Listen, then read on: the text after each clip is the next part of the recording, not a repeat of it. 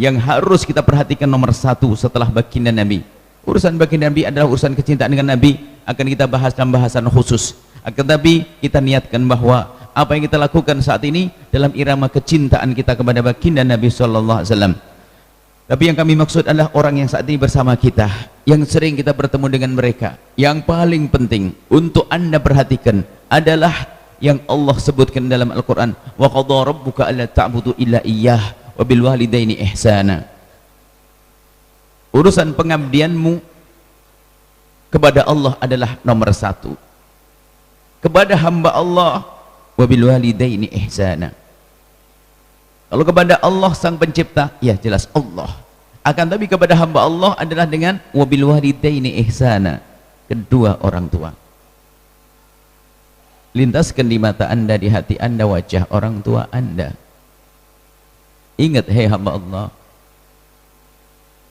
ingat wahai hamba Allah, keberkahan hidupmu melalui orang tuamu, kebahagiaanmu di dunia hingga di akhirat melalui orang tuamu. Dan ingat, yang durhaka kepada orang tua akan menuai getahnya, siksanya di dunia sebelum di akhirat. Mengerikan urusan orang tua. Kullu dhammin yu'akhirullahu uqubatahu yaumal qiyamah. Dosa-dosa itu hukumannya banyak yang diakhirkan nanti di akhirat. Allah tidak menghukum saat di dunia. Akan tapi illa uquqal walidain, kecuali durhaka kepada orang tua, fa innallaha yu'ajjiluhu fid dunya qabla al-mamat. Durhaka kepada orang tua di samping hukumannya akan pedih nanti di akhirat, Allah beri hukuman di dunia. Di dunia sebelum di akhirat. Maka tolong perhatikan urusanmu dengan orang tuamu. Dan ingat, yang durhaka kepada orang tua tercoret kebahagiaannya. Dia tidak akan bahagia, dia tidak akan sukses, dia akan sengsara, dia akan celaka, dan seterusnya. Urusanmu dengan orang tuamu, perhatikan urusanmu dengan orang tuamu. Hei hamba Allah, jangan ngurusi seseorang dengan orang tuanya. Orang tuamu sendiri, dirimu sendiri dengan ibundamu, ayahandamu. Biarpun mungkin ada orang punya orang tua yang tidak baik, jahat dan sebagainya, tetap dia adalah orang tuamu. Biarpun mungkin dirimu tidak punya cinta, tapi bukan berarti Anda boleh zalim kepadanya. Mungkin tidak cinta kepada orang tuanya karena mungkin orang tuanya jahat, menyiksanya, zalim padanya dan seterusnya, tetap orang tuamu adalah orang tuamu. Mengabdi tidak harus dengan cinta, berbakti tidak harus dengan cinta. Hanya bedanya orang mengabdi dengan cinta dan mengabdi tidak dengan cinta adalah, jika mengabdi dengan cinta adalah mudah, tapi kalau mengabdi tanpa cinta adalah berat. Kalau Anda tidak cinta kepada orang tua Anda, mengabdi tetap wajib, berbakti tetap wajib, cuman berat karena Anda tidak cinta. Naudzubillah. Tapi tetap, misalnya namanya hati, karena mungkin orang tua sangat zalim, orang tua tidak benar perilakunya, Masya Allah, sehingga menjadikan sang anak itu sudah tidak cinta kepada orang tuanya. Betul, biarpun kamu tidak cinta hai anak, tetap wajib berbakti pada orang tua. Dan berbakti disesuaikan dengan kebutuhannya. Bukan sama cara berbakti. Intinya ada kerinduanmu untuk berbakti pada orang tua. Ini pertama dan paling utama. Sebelum Anda melangkah berbakti dengan mencari-cari cara berbakti yang paling tepat untuk orang tua. Ingat, problem hari ini, kalau orang punya permasalahan hidup hari ini, kembalilah kepada urusanmu dengan orang tuamu. Berbakti pada orang tua kebalikannya. Kalau orang benar sama orang tuanya, akan Allah beri kebaikan di dunia dan di akhirat bagi Anda yang beriman.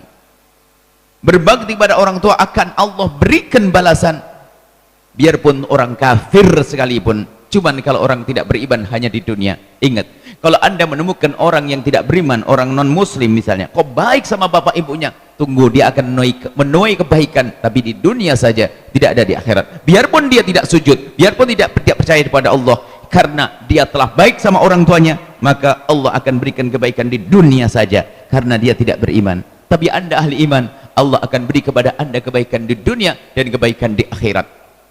Ingat, hei para anak, ibundamu, ayahandamu, perhatikan. Ada sebab-sebab orang menjadi berubah kepada orang tuanya. Semula berbakti menjadi berkurang, diantaranya karena pernikahan. Dulu baik sama ibu bapaknya, gara-gara menikah berubah, karena dia menikah dengan manusia, setengah syaitan setengah iblis. Kalau pasanganmu tidak mendukungmu berbakti kepada orang tuamu, maka sadari pasanganmu adalah setengah iblis. Dan jika anda termasuk pasangan yang tidak mendukung pasangan anda dalam berbakti kepada orang tuanya, sadari anda setengah iblis. Saya harus keras begini karena apa? Ini banyak kejadian setelah menikah sang istri berubah gara-gara suaminya. Ingat, hati-hati ibunda. Maka laki-laki hebat adalah yang mengajari istrinya agar semakin baik dengan bapak ibunya. Wanita hebat, istri yang hebat akan selalu mengajari suaminya agar semakin baik dengan bapak ibunya. Bapak ibu sang suami. Seorang istri akan berkata kepada suaminya, oh, suamiku tercinta, gimana ayah ibu? Ayah ibu siapa? Ayah ibumu sayang. Terus, maka hai para istri yang ada di belakang sana, pastikan suamimu semakin hari semakin baik dengan bapak ibunya. Karena kalau anda mempunyai suami yang baik berbakti pada bapak ibunya, dia laki-laki soleh yang layak membuahi dengan buah yang istimewa di rahimmu. Jika engkau hai para suami punya istri yang sangat berbakti kepada bapak ibunya, istrimu wanita solehah yang baik yang layak kau titipkan benihmu di rahimnya. Na'udzubillah, punya istri setengah setan, setengah iblis, mau berbuat baik dilarang sama istrinya. Ada yang berkata, Buya, istri saya melarang, setiap saya gajian selalu ditanya, kenapa selalu bertanya, kenapa kok selalu ngirim ke ibu? Ada perempuan-perempuan dungu semacam itu. Hati-hati, wahai para istri, dukung suamimu untuk berbakti pada bapak ibunya. Wahai istri, wahai suami, dukung istrimu untuk baik-baik dengan bapak ibunya. Ada kedunguan atau kebodohan dalam membaca buku. Ada satu kitab namanya Uqudul Ijan, salah baca cerita.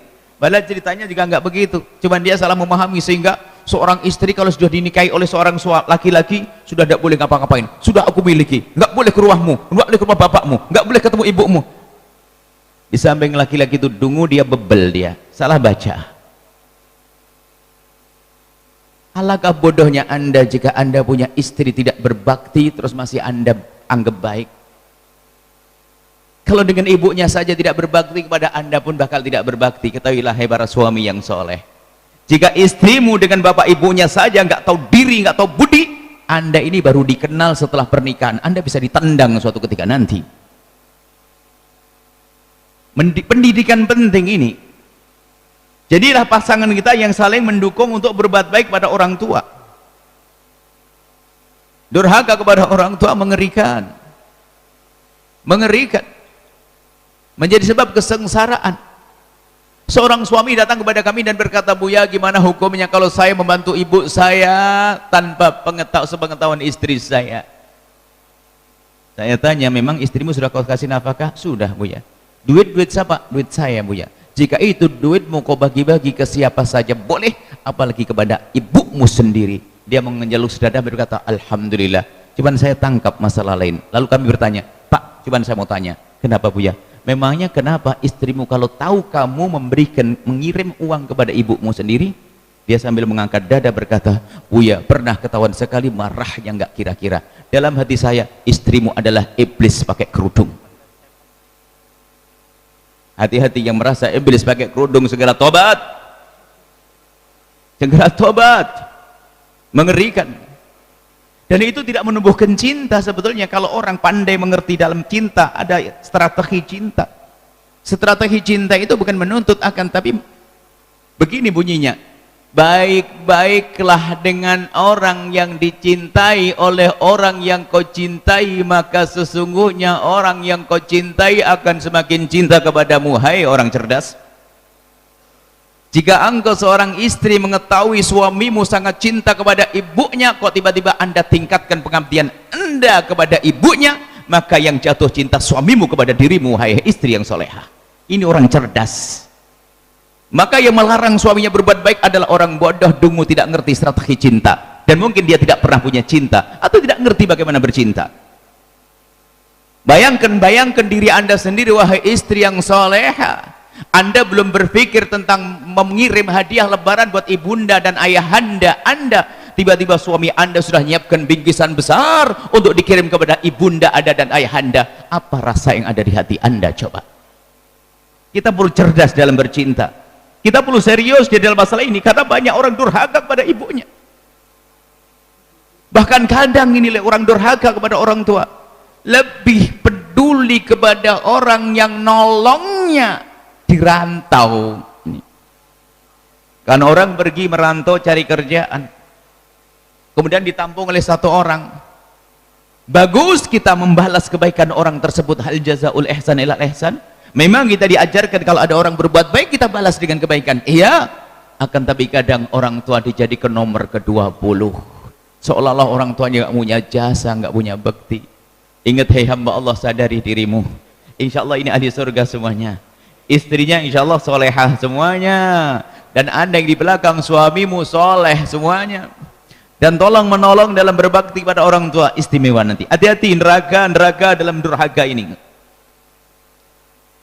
Dan durhaka, bakti itu halus, bukan basa-basi. Basa-basi nggak dilihat oleh Allah.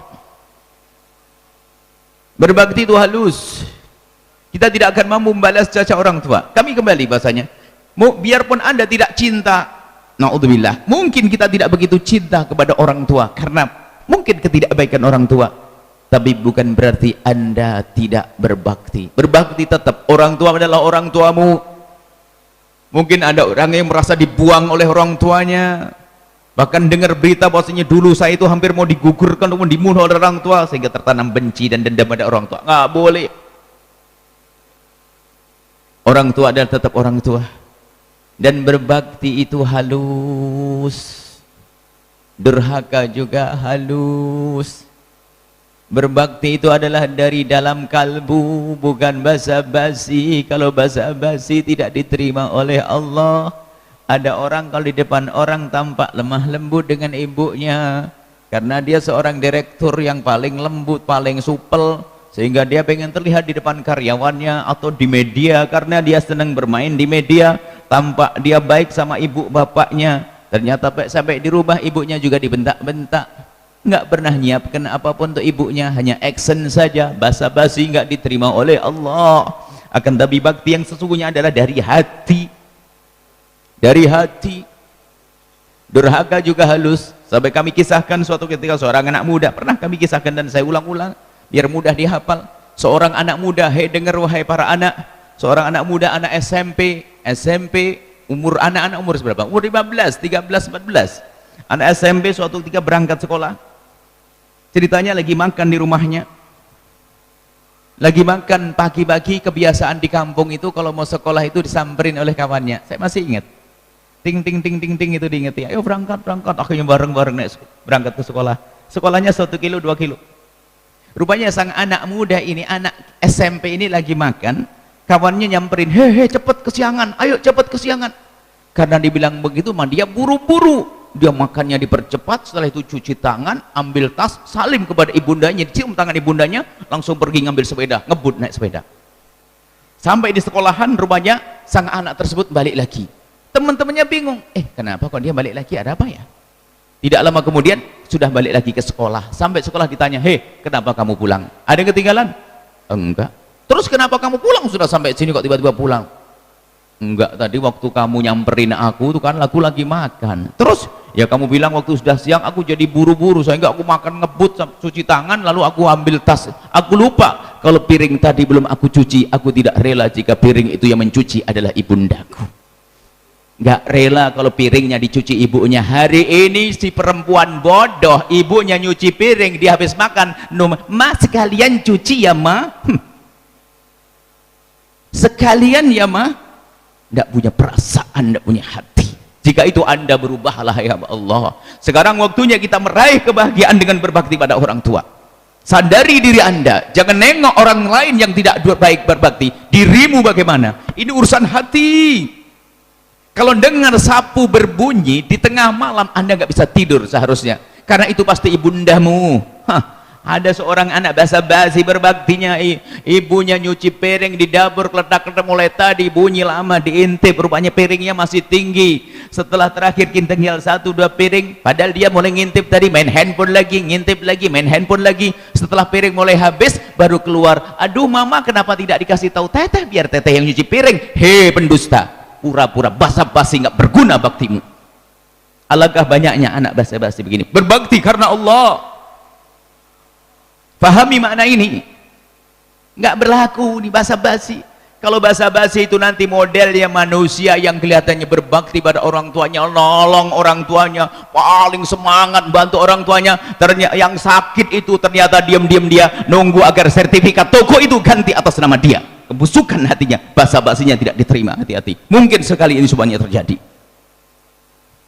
Baik bukan karena Allah, karena hanya sertifikat tanah. Besok minta naudzubillah, bukan itu. Hai hamba Allah, jika keberadaanmu seperti itu, jangan menunggu kebahagiaan. Tidak ada bahagia untukmu wahai anak. Akan tapi bakti karena Allah, bukan karena toko, bukan karena pemberian. Dan ingat, jasa orang tuamu tidak bisa kau balas. Begitu besar jasa orang tuamu. Suatu ketika ada anak muda yang merasa ibunya sangat baik, dia merasa ingin berbakti pada zaman sahabat, ingin berbakti kepada ibundanya. Ibundanya sudah sepuh, ibundanya sakit, tidak bisa berjalan tapi rindu untuk umrah. Kemudian dibawalah dalam riwayat untuk haji begitu. Setelah itu dibawa oleh sang anak karena berjalan tidak bisa, belum ada kursi roda. Hai hamba Allah, yang ada adalah gendong.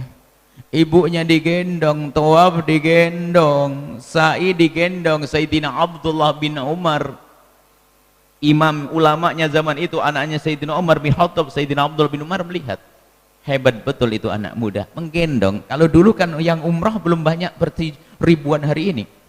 Hari ini berapa juta? Dulu tidak hanya puluhan, ratusan kelihatan kalau orang tawaf. Setelah selesai sa'i tahallul, sang anak soleh ini mendudukkan ibunya di tempat yang baik, diambilkan air zam-zam, kemudian minta izin, Umi, saya mau ngedep Abdullah bin Umar. Akhirnya datang wahai Imam Abdullah bin Umar. Iya, ada apa anak muda? Anda tadi melihat saya menggendong ibu saya? Iya, aku lihat. Jempol, sip, hebat kau. Iya, aku merasa ibuku sangat baik. Terus begitu banyak kebaikan ibuku. Terus aku berjanji ingin membalas budi baikku. Apapun yang belum inginkan aku turuti selagi kebaikan, termasuk pengen umroh. Aku gendong sampai ini luka.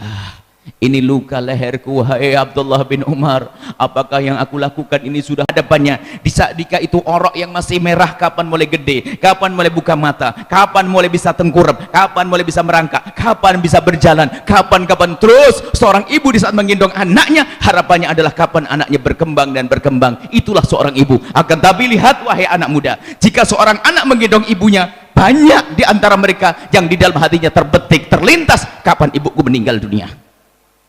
Karena merasa capek ngurusi ibundanya. Hati-hati, nggak bisa. Anda harus serius merenung ini. Ini bukan main-main. Anda harus serius keluar dari tempat ini. Anda menjadi orang bahagia dengan berbakti pada orang tua. Tidak boleh Anda berlalu begitu saja. Hema Allah, Anda akan nyesel. Anda akan menyesal. Berbakti adalah dari hati, bukan basa-basi. Ada orang merasa malu dengan orang tuanya, hanya gara-gara kelihatan lungset kalau ditanya oleh temannya siapa itu pembantu di rumahnya. Oh, tidak bangga dengan orang tuanya. Hati-hati, jatuh dia akan runtuh dia. Hati-hati ibumu. Maka termasuk dalam rumah tangga, hendaknya kita jadikan rumah tangga kita orang yang tolong menolong dalam berbakti pada orang tua. Termasuk anak kita ajari bagaimana bisa berbakti pada kita. Jangan biasa rebut di depan anak-anak, wahai para orang tua. Anda jangan ajari anak Anda bermusuhan. Bapak ibunya sering berantem, yang satu kucing, yang satu kambing. Akhirnya anaknya berkata, bapakku kambing, ibuku kucing. Ayo. Akan tapi coba jika pemandangan indah Anda hadirkan di depan sang anak, coba di saat anak pulang sekolah ingin bersalaman kepada Anda sebagai seorang ibu, lalu Anda berkata, sayang, ayahmu dulu dong, ayahmu kan imam di rumah ini. Salim sana ke ayah. Datang ke ayahnya, giliran salim kepada ayahnya, ayahnya mengangkat tangannya dulu. Tidak, umikmu dulu sayang. Umikmu yang mengandungmu, ibumu yang melahirkanmu, umikmu yang harus kau dahulukan. Lihat, ngelihat pemandangan indah yang ada di hati anak, apa? Penghormatan.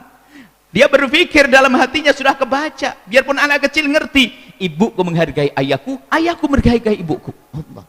Bukan berantem di depan anak, bilang ayahmu begini, caci maki, akhirnya mengajari anaknya agar bermusuhan. Termasuk Anda yang bercerai, jangan perceraianmu menjadikan anakmu broken jannah. Saya tidak broken home saja, broken jannah. Rusak surganya gara-gara berpisahnya orang tua. Karena anak diajari, broken home sederhana di dunia. Jannah, surganya hancur karena apa? Gara-gara bercerai langsung diajari oleh sang ayah. Tahu enggak ibumu dulu? Ibumu naudzubillah, astagfirullah. Oh, ibunya dijadikan iblis betul. Sehingga seorang anak membenci ibunya. Seorang istri punya anak benci kepada ayahnya. Mungkin perceraian ada terjadi pada Anda. Semoga Allah menjaga rumah tangga Anda semuanya. Yang sudah terlanjur cerai, mungkin Anda memang sudah bercerai, tapi jangan kau jadikan anakmu, wahai wanita, jangan kau jadikan anakmu memusuhi ayahandanya. Ayahanda tetap ayahandanya. Pendidikan ini panjang sekali. Kita harus cari sebab-sebabnya apa sih? Ini mukadimah renungan, lanjutkan sendiri untuk merenung urusan diri Anda, sebab orang punya permasalahan berbeda-beda. Indahnya berbakti dengan orang tua. Ada kisah yang pernah kami hadirkan juga, namanya berbakti halus.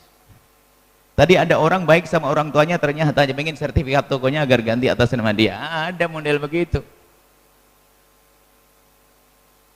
ada model begitu. Ada lagi, waktu hidup gak pernah ngurusi orang tuanya, giliran bapaknya meninggal dunia rame. Mana ini, padahal orang tuanya sudah menghadiahkan ini kepada adiknya, direbut juga sudah di dunia. Waktu ibunya hidup gak pernah ngurusi, giliran meninggal dunia heboh. Memang pembagian waris harus benar-benar adil sesuai dengan petunjuk syariah. Termasuk durhaka yang lain lagi, ceritanya panjang. Durhaka nanti akan kami hadirkan. Rebutan waris. Anda durhaka pada orang tua Anda secara halus, rebutan waris. Rebut waris adalah durhaka, karena sesungguhnya Anda saat, bukan Anda, saya tidak mau mencontohkan Anda. Jika ada orang merebut waris saudaranya, jika ada orang merebut waris saudaranya, sebetulnya dia telah menyakiti ibunya di saat dia zalim kepada saudaranya. Durhaka kepada orang tua dengan berebut waris. Makanya kalau orang tua sudah meninggal dunia, gimana sih cara bekti kita? Kalau orang tua sudah meninggal dunia, mungkin hari ini baru ada yang sadar, astagfirullah, aku belum berbakti. Tapi ibuku sudah di alam barzah, ayahku sudah tidak ada. Bagaimana cara baktiku? Kami hadirkan di menit-menit terakhir malam ini.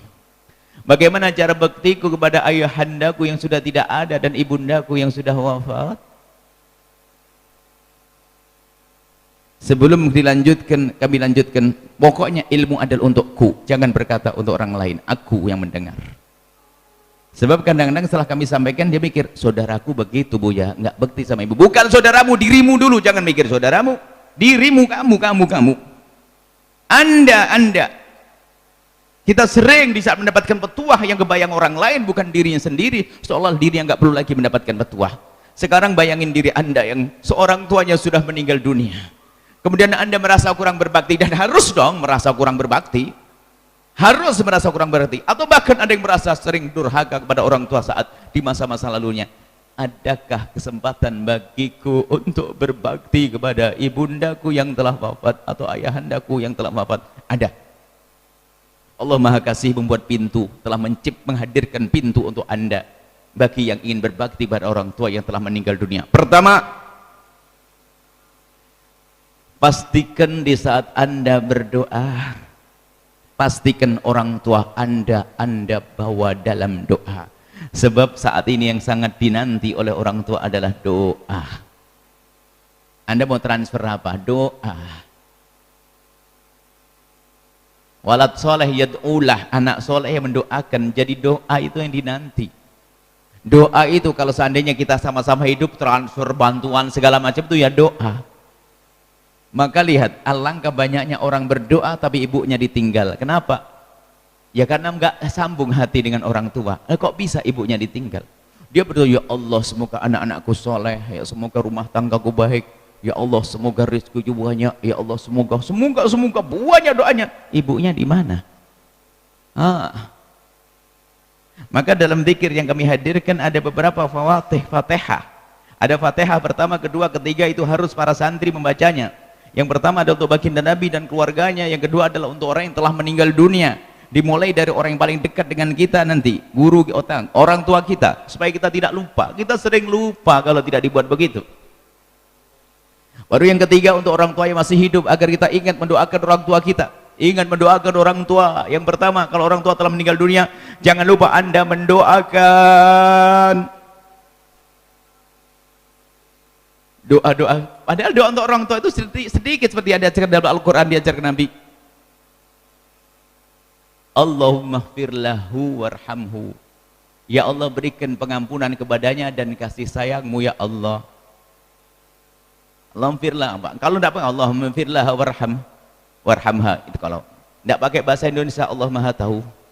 Ya Allah, berikan pengampunan dengan kekhusyuan ya Allah. Ampuni ibundaku ya Allah.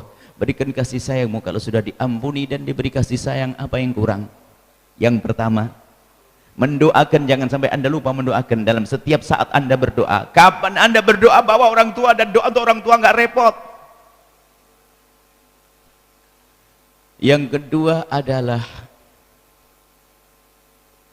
jika Anda betul menyesal atas keteledoran Anda dalam berbakti selama hidupnya, lalu Anda belum sempat berbakti pada orang tua, lalu Anda sekarang sadar karena Anda dengar tafakkur malam ini, lalu Anda ingin berbakti tapi orang tua sudah tidak ada, maka jika Anda mendapat, yang kedua adalah, jika Anda punya rizki, pastikan Anda berani memotong rizki itu untuk Anda berikan pada orang tua. Berikan rizki Anda kepada orang tua Anda.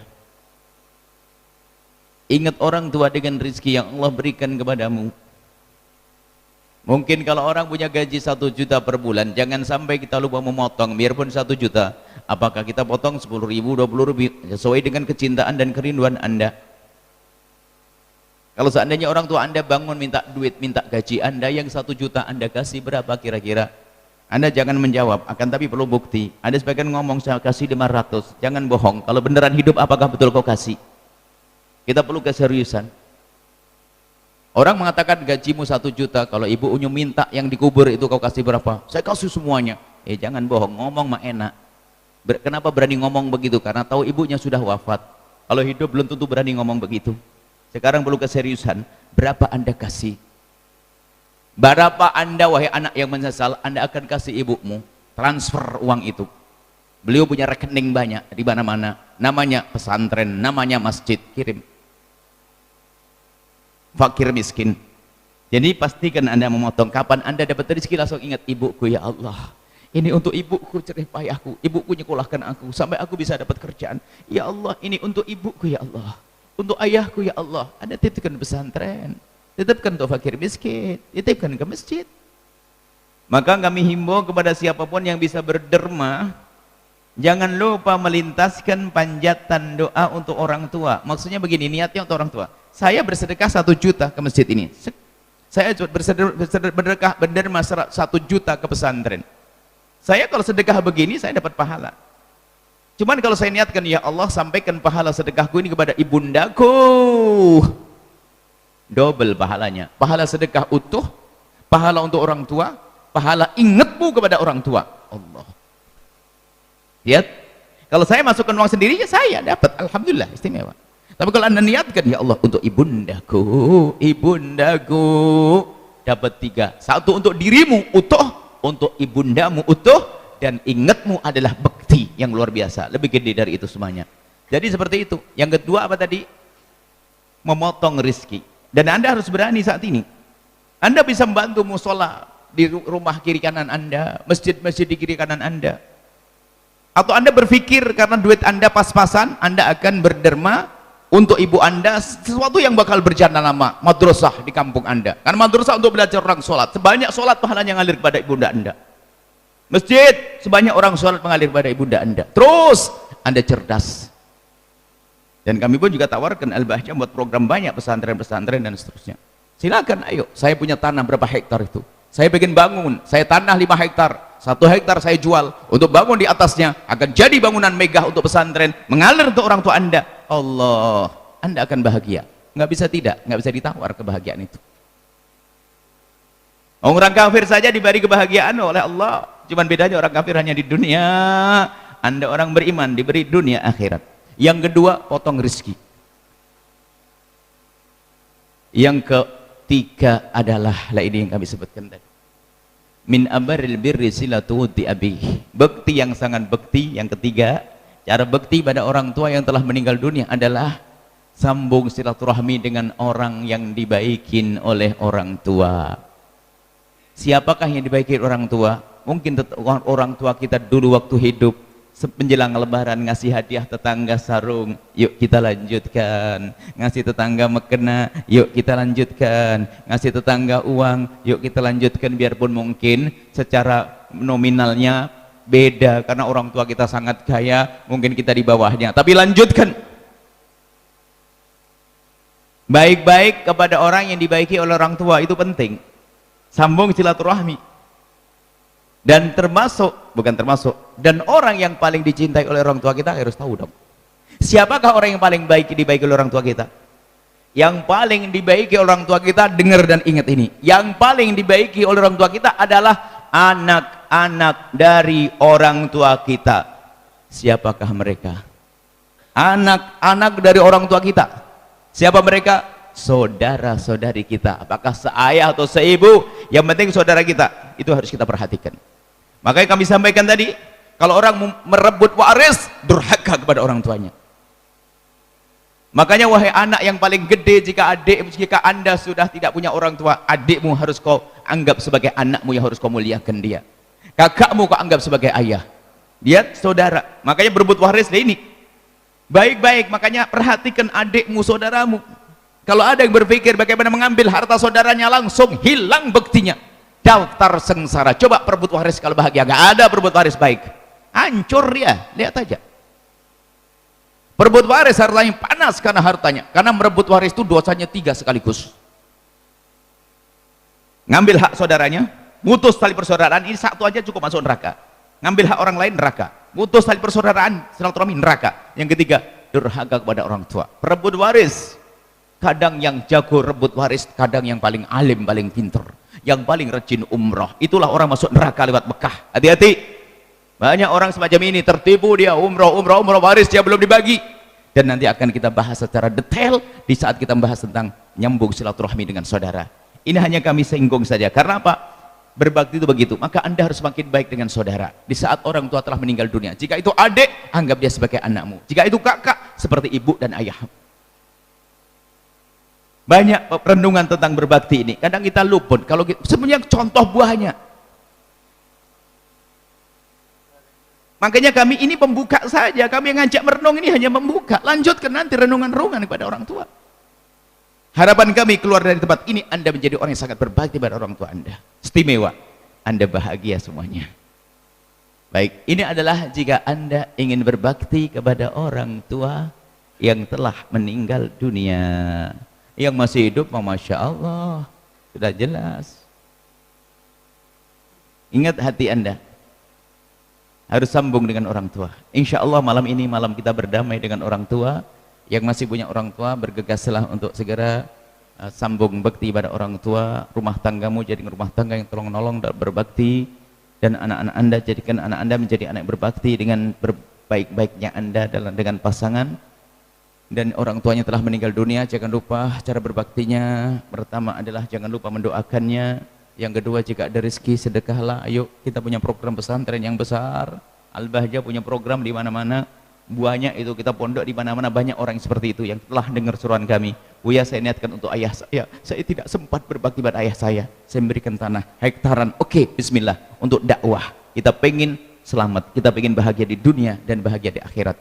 Insyaallah ini saja bisa kami sampaikan. Setelah Anda menyaksikan video ini, jangan lupa berselawat kepada baginda Nabi Muhammad sallallahu alaihi wa alihi wasallam.